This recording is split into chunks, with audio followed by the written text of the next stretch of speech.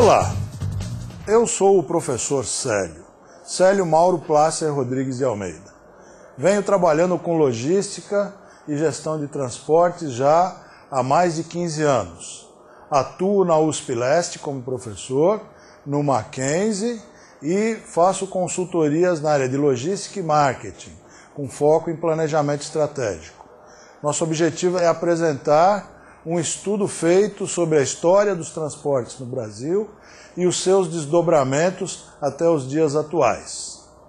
O nosso tema esta tarde é Cadeias Produtivas, Gerenciando o Futuro, que aliás foi tema da minha tese de doutorado, um estudo exploratório sobre gestão de cadeias de organizações. A história da política dos transportes e da logística no Brasil é muito curiosa e muito crítica.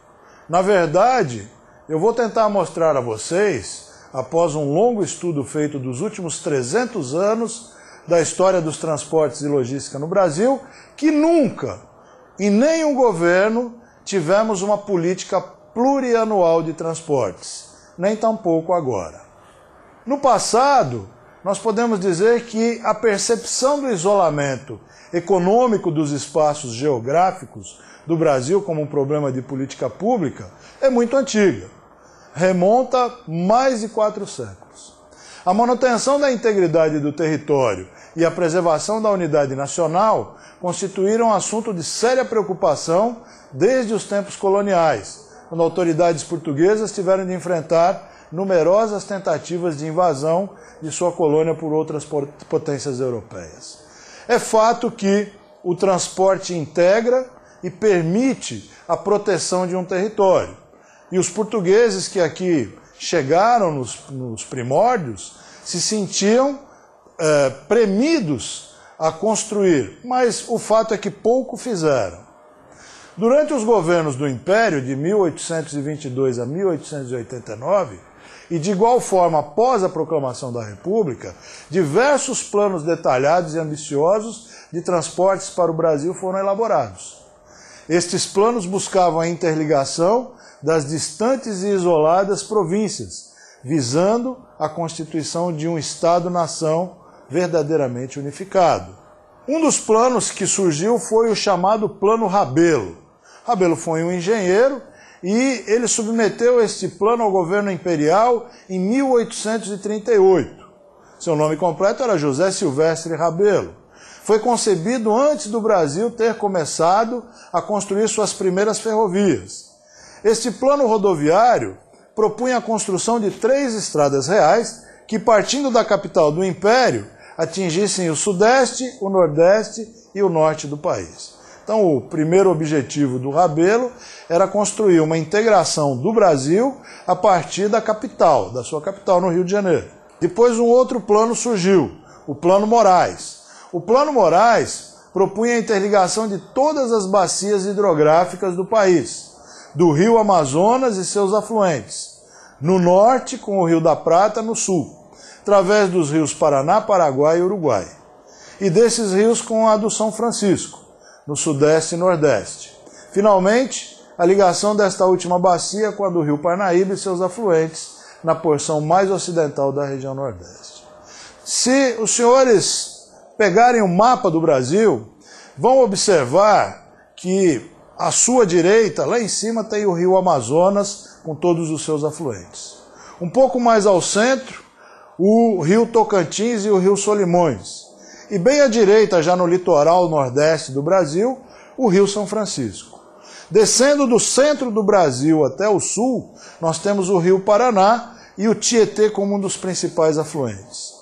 A proposta do Plano Moraes era construir uma interligação entre esses 4 sistemas fluviais, o que tornaria o Brasil um dos países mais econômicos em termos de transportes do mundo na época e até hoje.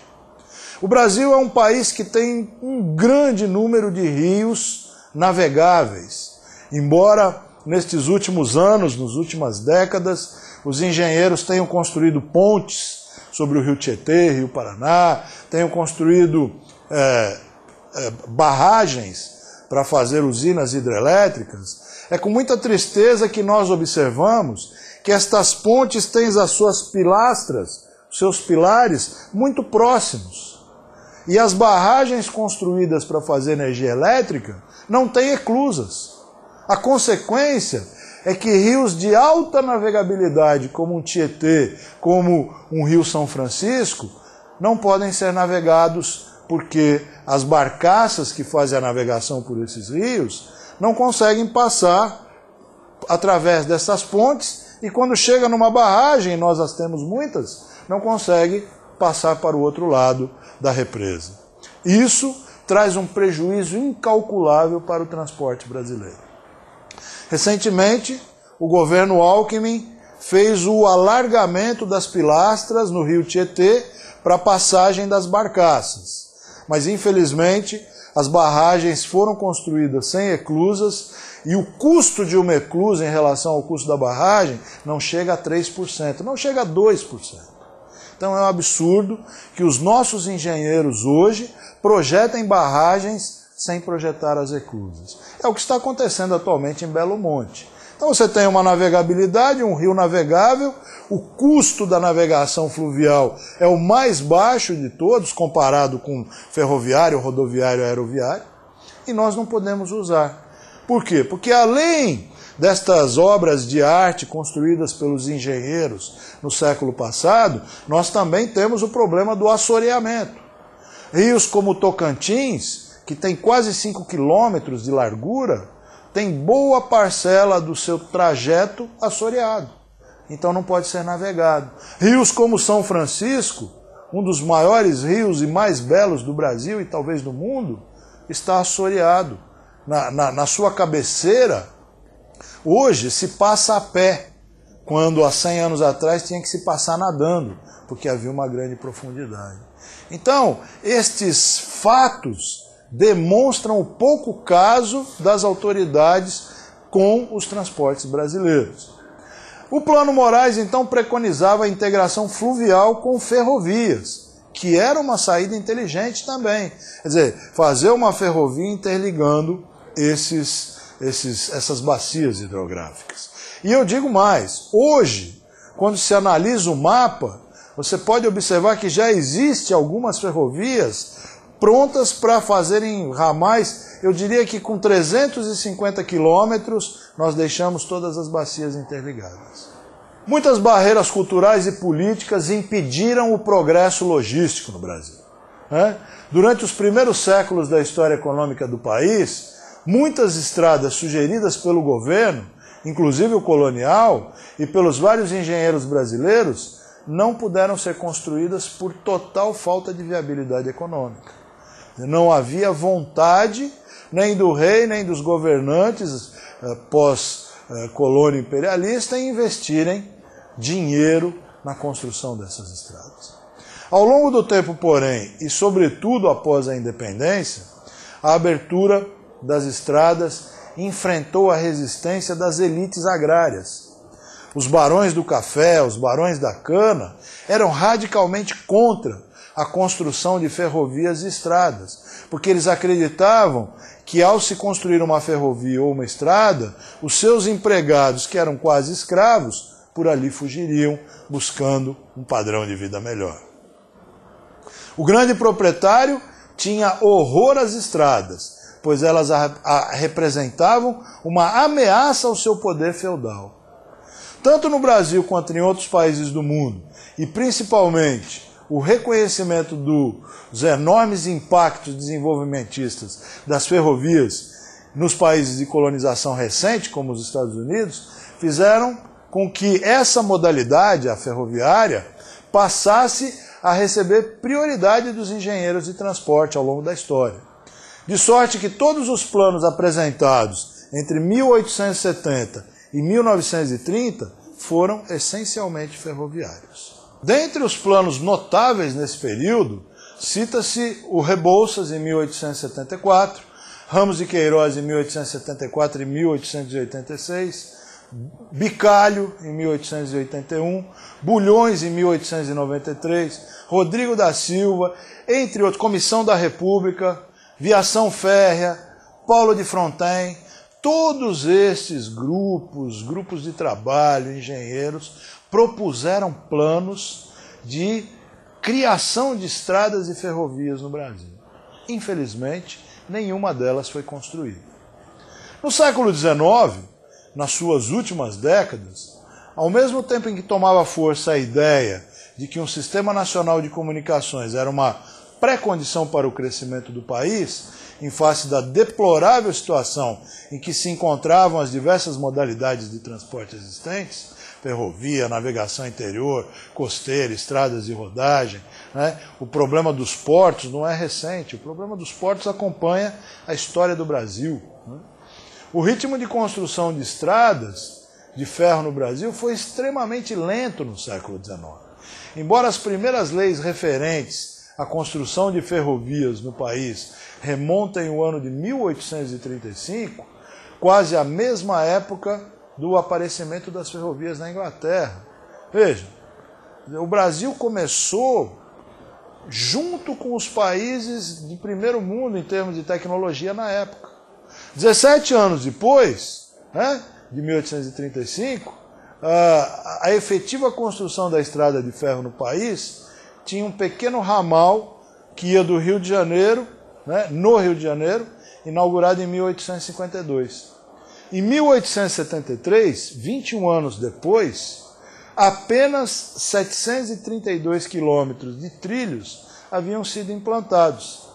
Enquanto que nesta época, neste mesmo ano, nos Estados Unidos, já tinha um tráfego de cerca de 50 mil milhas de estradas de ferro. Embora houvesse em várias partes do Brasil empresas ferroviárias que obtinham lucro nas suas operações, o estado financeiro da maioria das ferrovias brasileiras não era nada animador.